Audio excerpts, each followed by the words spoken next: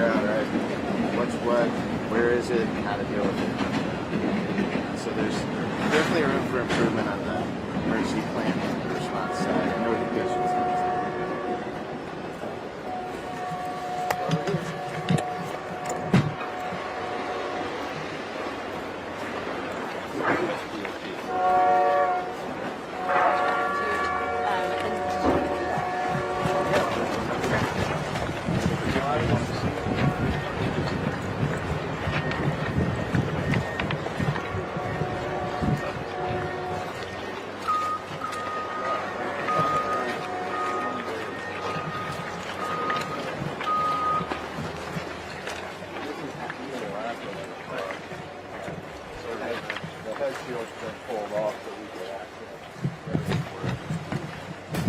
What's that sort of insulation stuff on there? Is that what you were describing earlier, that it gets... The white material? Yeah, That that's actually a ceramic blanket that's used for thermal protection properties of the car. Okay. Yeah. So it's not just an air gap, it's What's that, sir? insulation. I guess I assumed it was just some kind of vacuum or air gap was doing the insulation, not a material. Well, yeah, that's what it is. It's like I said earlier, you have the 1/8-inch jacket material, right? So this is all jacket material here. That's that insulation. This is the thin shell setup. And the car is completely wrapped with that ceramic blanket, right?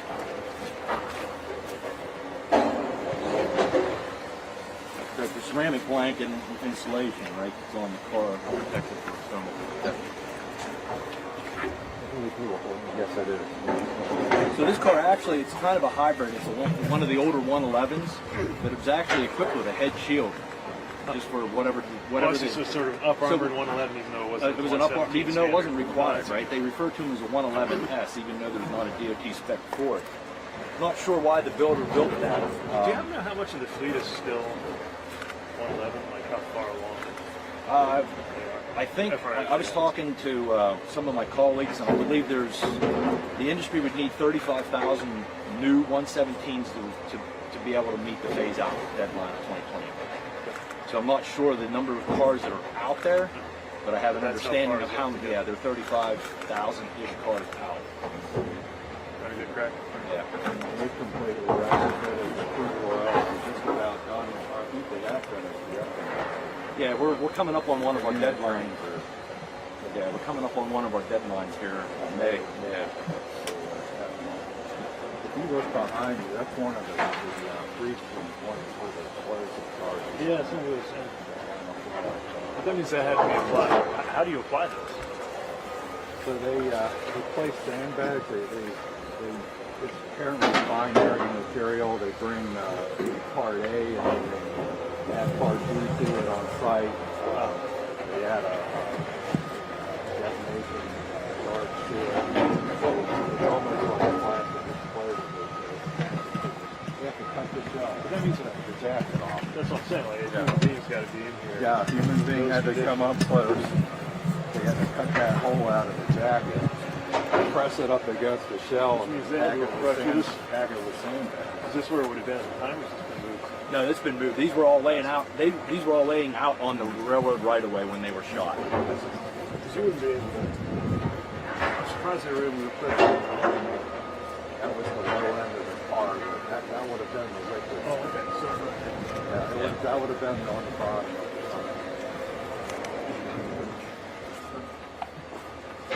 well, it works. It's the same contractor. They have experience in oil fields.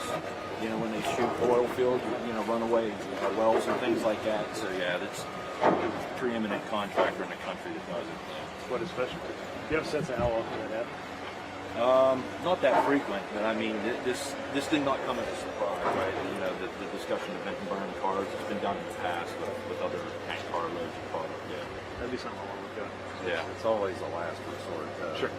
Yeah, of course. You can't, if the valves have been damaged, you can't use those to transload the car. Fire damaged valves are no longer going to work. They didn't want to hot tap the car because of the danger of personnel. Should be out here welding on a car, that could initiate a runaway reaction. Yeah, of course. So you allow the car to do its own thing, and that wasn't going to be a good outcome. Lots to take back with us here. All right, what's next? We'll walk down. We'll look at a couple more cars.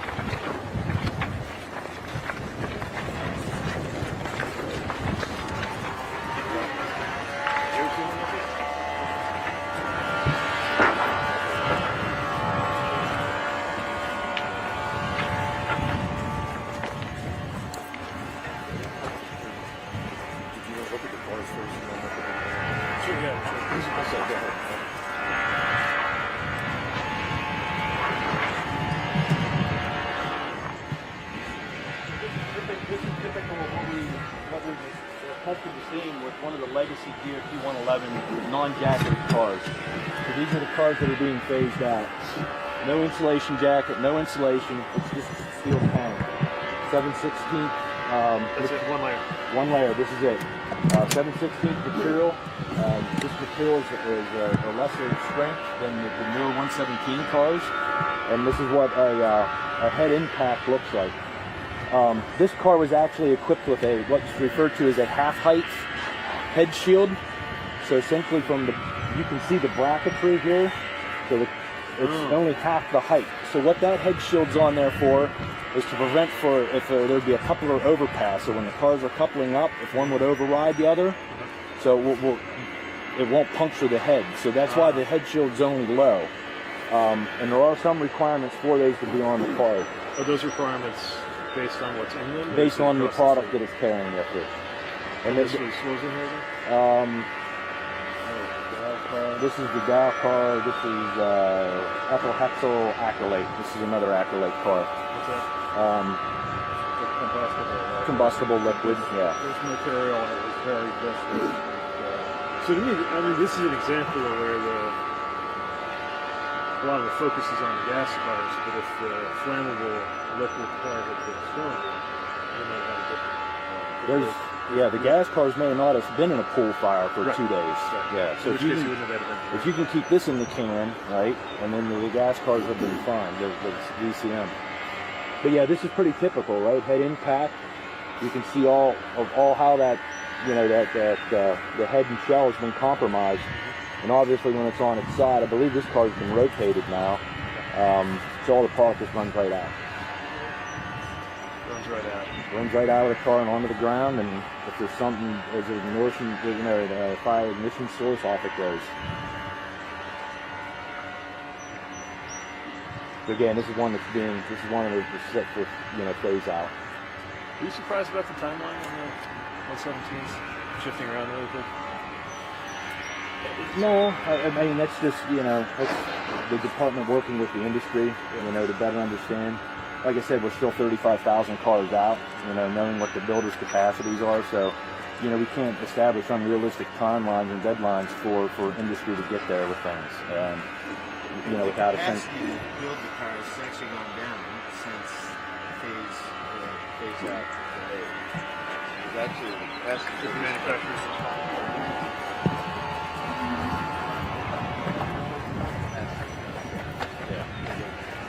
Some of that build capacity has to do with just raw orders and stuff. So probably too full, right? Traffic may be down. Since your announcement earlier this week, Just starting to get ready? there's a lot of interest in those companies building cars again. So certainly people respond, but the industry is like Dow are a part of, leading the effort to delay the phasing. Back in 2016 and 2015 when we issued our rules. So does this belong to Dow and then it's leased in some way, or what's the relationship between the Class 1 and the cargo owners? Yeah, so most of the Class 1 carriers do not own fleets of tank cars, and the tank cars that the Class 1 carriers do own, they're in diesel service for their own operations, right? So predominantly the tank cars that are used in transportation are owned, most of them are owned by private entities, whether it be chemical companies themselves or leasing companies. This particular car, being the BOWX, is owned by Dow Chemical Company. So they use it to either run in a closed-loop service between one Dow facility and another Dow facility, or they load it at the Dow facility and ship it to a customer that consumes the product, things like that. These cars normally aren't leased out when they're owned by chemical companies. They're using it for their own service. Regarding the vinyl chloride cars, you had one shipper, but they own 3 of the cars, and they lease the other 2 from different entities. 3 different entities. Now, a lot of that decision comes down to cost versus capital versus buying a car versus leasing a car. Yeah, it's smart business. Yeah. There's lots of leasing companies out there, that are glad to lease cars, right? Did you say there was a journal bearing? Yeah, there's a wheel. We'll sit over here. We can take a look at.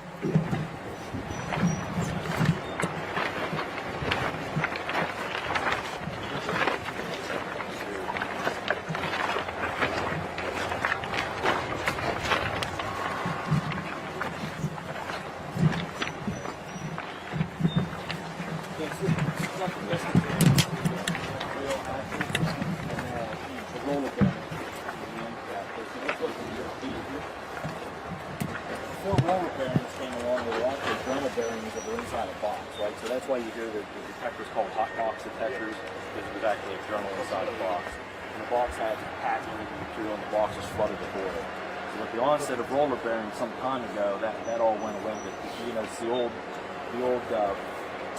verbiage carried over. People still refer to them as journals, or hot box detectors, things like that. But that's essentially what burned off. The rotating bearing, just overheated and it melted away. What are some of that whole end section came off, right? Without getting into root causes that are still being figured out, what are some of the things historically that would lead to that kind of overheating?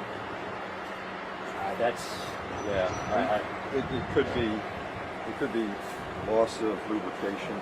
It could be damage to the piece. Could be age. There's a limit that those things can run. So the lubrication's all inside the... Yeah, it's closed. Sealed. And you said the difference between the temperature on one end and the other is one of the... Yeah, so if they're measuring both sides of the train as it goes down. So if there's a 115-degree delta between this side and that side, that triggers them to stop and inspect. And there's an FRA spec about how frequently those hot box detectors need to be out there, or is that just railroad policy? That's a railroad decision, yeah. There's about 6,000 of them out there, so that's roughly between every 25 to 40 miles across the network. And the same thing in terms of what the tolerances are for an alarm, right? Kind of depends on the railroad. It does. That's true. And this fits up. If you could see that side frame there, so that truck, it's sort of hard to see, but that sits up in there. And so when this burns off, basically that side frame drops, and then that causes this is what's supporting the rest of the tank, or the freight car, and it just falls off the rail. So. You know what kind of car was sitting on this one? I don't know this. Not this one. Not this one. Now, as you can imagine, when they wrecked this, this is helter skelter. Right? You got what you need. Yeah, the car that was actually with the burned off journal was at the very front end, and the wheel and axle. I mean, it was completely removed from all the wreckage. It was out there by itself. The wheel was laying there, but the axle, yeah. You guys have it, right? NTSB has both the burn off journal bearing and the wheel set. Examine it on that. Is it a Texas lab? Right. Omaha, actually. In coordination with our PC lab. They're kind of leading the effort on that.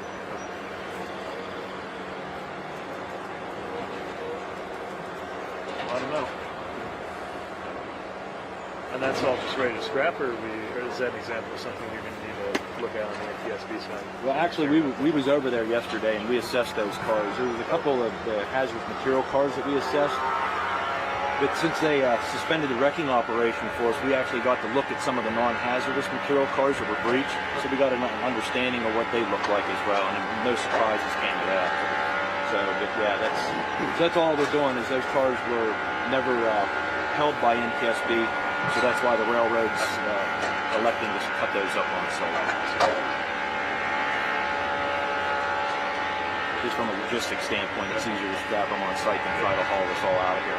Just by virtue of having been on a hazmat site like this, does that scrap go through any special? This might be more of an EPA question, but do you know what happens to that scrap? Or is it just ordinary? I think it's just ordinary prepared scrap. Yeah, I mean, if the railroad with their contractors, if they assess it and determine that there's no contaminants on it, I'd imagine they'll just run it to a regular scrap yard. But again, that's something we really don't get involved with at all. Yeah, it's like opening a can. Yeah. All right.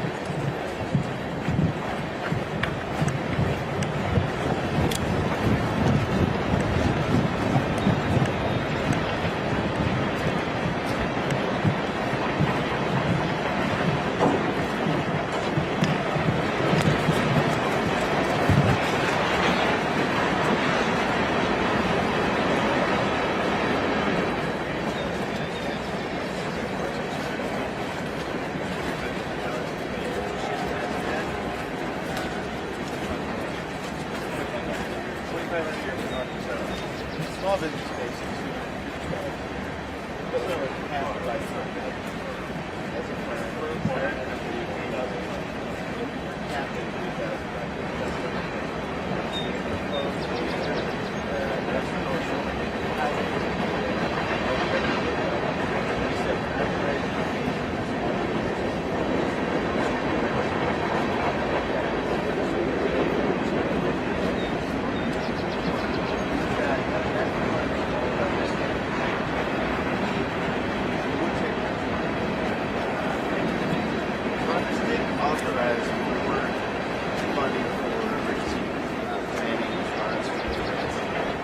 they're funded through the fees, and they haven't allowed us to raise the fees. That's tough, right? Yeah. So could use a little help there, but we've been doing the work to sort of lay out how we would do it, give them the confidence. But the other thought is, I mean, why do we have to do it? Why do we have to wait every few years to just ask, say, Mother, may I raise a fee of $2,000? Why can't it be based on the risk that is posed to the communities? And an algorithm, if you're shipping more hazmat, you pay more. If you ship less, you pay less. That's kind of how a free market system would factor in the cost of risk. I had good discussions about it with some of the production staff that hasn't quite been just doing purchase orders and firefighters. Yeah. See how a community like this would be happy with the smell. Yeah, it might be safe, but it's still less scary. I think that's good.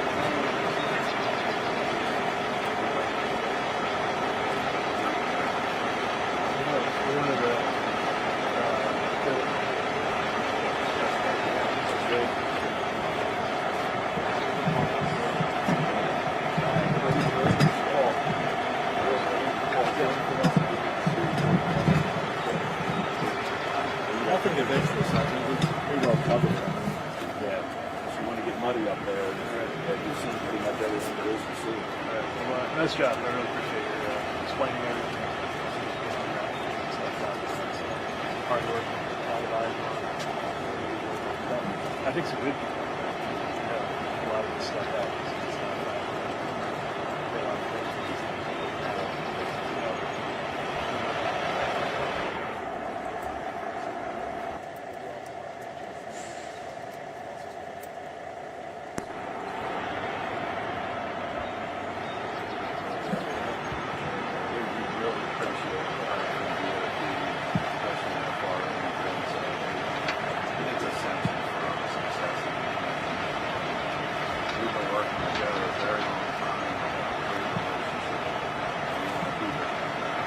So do we. Really, thank you very much. Thanks for that. Thanks, thank you, sir. Appreciate it. Thanks very much. Good luck. Thank you. Thanks, appreciate it. Take care. Keep up the great work. Thank you, sir. Great work. Thanks a lot. Thank you. Really appreciate it. That is great. All right.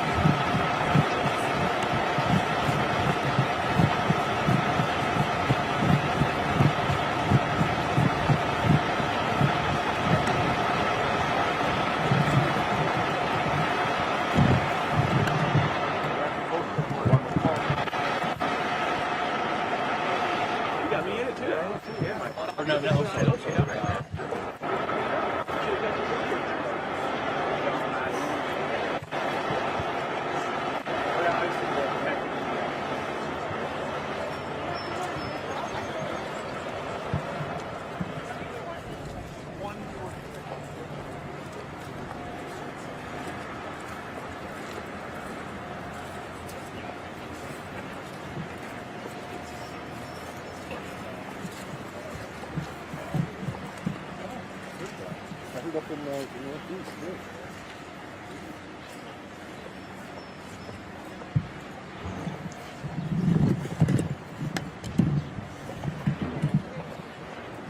Cool.